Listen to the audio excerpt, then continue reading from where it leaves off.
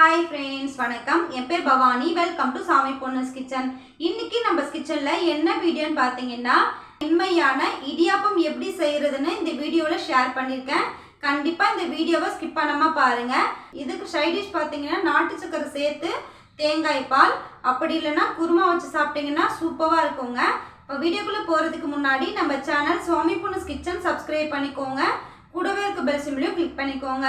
இப்போ வாங்க வீடியோக்குள்ளே போகலாம். ஃபஸ்ட்டு இந்த ரெசிபி செய்கிறதுக்கு 3 கப் அளவுக்கு இடியாப்ப மாவு எடுத்துக்கோங்க. நான் இது வீட்டிலே ரெடி பண்ண பச்சரிசி மாவுங்க. ரேஷன் பச்சரிசி இருக்குது பார்த்தீங்களா, அது ஒரு 4 மணி நேரம் ஊற வச்சு நல்லா நிழலில் காய வச்சு மிஷினில் கொடுத்து அரைச்சி வச்சுருக்கேங்க. இந்த அரிசி மாவை ஸ்டோர் பண்ணுற மெத்தட் பார்த்திங்கன்னா, நல்லா வறுத்துட்டு ஆற வச்சு ஒரு பாக்ஸில் ஸ்டோர் பண்ணிக்கோங்க. 6-7 மாதம்னாலும் கெட்டு போகாதுங்க. கண்டிப்பாக ட்ரை பண்ணி பாருங்கள். இப்போ இது கூடவே ஒரு 1/4 டீஸ்பூன் அளவுக்கு உப்பு சேர்த்து நல்லா மிக்ஸ் பண்ணிக்கோங்க. அந்த மாவும் உப்பும் ஒன்றா சேர்கிற மாதிரி. இப்போ இது கூட 1 ஸ்பூன் நெய் சேர்த்துக்கோங்க. இந்த மாவை மிக்ஸ் பண்ணுறதுக்கு தண்ணி பார்த்திங்கன்னா கிட்டத்தட்ட 1/4 கப்பு தேவைப்படுங்க. நீங்கள் ஒரு 2 கப்பு அளவுக்கு தண்ணி நல்லா ஃபஸ்ட்டு கொதிக்க வச்சுக்கோங்க. இந்த மாதிரி நல்லா சலசலன்னு கொதிக்கணும். இதிலிருந்து நான் 1 கப்பு அளவுக்கு தண்ணி எடுத்து ஃபஸ்ட்டு கொஞ்சம் கொஞ்சமாக சேர்த்து மிக்ஸ் பண்ணிக்கலாம்.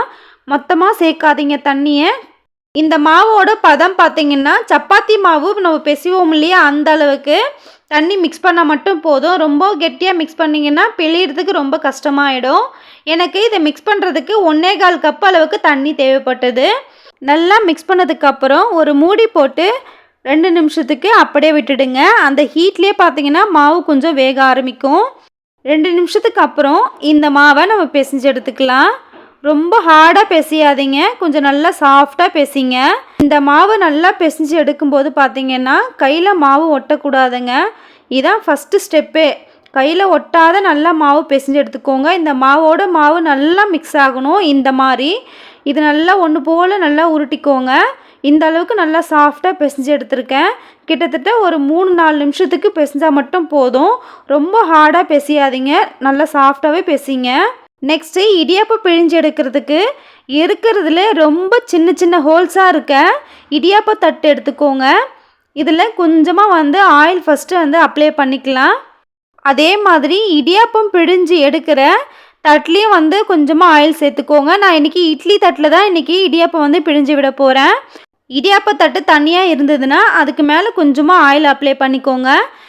இந்த மாவுலேருந்து நம்ம கொஞ்சமாக எடுத்துக்கலாம்.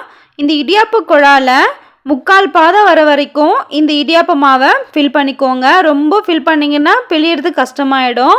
இப்போ பார்த்தீங்கன்னா இட்லி தட்டில் நம்ம பிழிஞ்சு எடுத்துக்கலாம். எவ்வளோ ஸ்மூத்தாக பிழியிறோம் பாருங்கள். கை வலிக்காத செய்யலாம். நான் சொல்கிற ஸ்டெப்பை நீங்கள் ஸ்டெப் பை ஸ்டெப்பாக நீங்கள் யூஸ் பண்ணிங்கன்னா இந்த மாதிரி ஸ்மூத்தாக கை வலிக்காத இடியாப்பம் நீங்கள் சுட முடியும். பெரிய இடியாப்பமாக உங்களுக்கு வேணும்னா வாழை இலையில் ஒரு 4-5 வாட்டி இடியாப்பம் பிழிஞ்சு விட்டிங்கன்னா நல்லா பெருசாக கிடைக்குங்க. அதுலேயே நீங்கள் வேக வச்சு எடுத்துக்கலாம். பாருங்கள், ஒரு நூல் மாதிரி அழகாக வருது பாருங்கள். இதை பார்த்தாலே பசி வருது இல்லை? கண்டிப்பாக சொல்கிறேன், நான் சொல்லியிருக்க மெத்தடில் நீங்கள் ட்ரை பண்ணி பாருங்கள். இடியாப்பத்தை நீங்கள் காசு கொடுத்து வாங்கவே மாட்டீங்க. எப்பப்பெல்லாம் தேவையோ நீங்கள் மாவு மிக்ஸ் பண்ணி 10 நிமிஷத்தில் இந்த இடியாப்பத்தை சுட்டு முடிக்கலாம். அந்தளவுக்கு ஈஸிங்க. டேஸ்ட்டு வைஸ்லும் சூப்பராக இருக்குங்க. இதில் முக்கியமாக பார்த்தீங்கன்னா வீட்டில் செய்யும்போது இடியாப்பம் ஹார்டாக வரும்.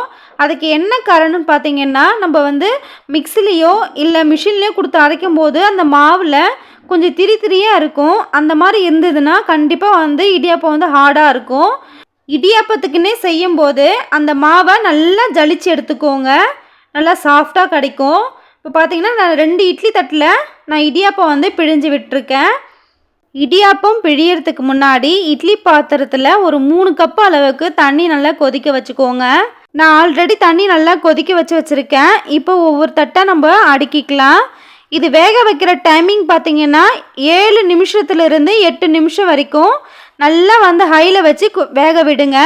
இது அதிக நேரம் வேக வச்சிங்கன்னா இடியாப்பம் பார்த்திங்கன்னா உளுந்து போயிடும். அதனால டைமிங் ரொம்ப முக்கியம்.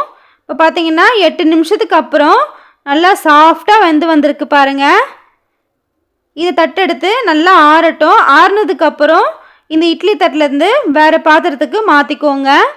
இப்போ பார்த்தீங்கன்னா அந்த இட்லி தட்டில் ஒட்டவே இல்லை பாருங்கள், எவ்வளோ சாஃப்டாக வந்திருக்குன்ட்டு. நல்லா வெள்ளையாகவும் இருக்குங்க. ரேஷன் அரிசியில் பண்ண மாதிரி தெரியல பாருங்கள், எவ்வளோ சாஃப்டாக கிடச்சிருக்குன்ட்டு. எல்லா இடியாப்பம் செஞ்சதுக்கப்புறம் பார்த்தீங்கன்னா இந்த மாதிரி ஒரு வெள்ளை கிளாத் துணி லைட்டாக ஈரம் பண்ணிக்கோங்க. இந்த இடியாப்பத்து மேலே இந்த மாதிரி மூடிட்டிங்கன்னா நீங்கள் காலைல வச்சு இடியாப்பம் ஈவினிங் எடுத்தாலும் நல்லா சாஃப்டாகவே இருக்கும். இது ஒரு சின்ன டிப்ஸுங்க.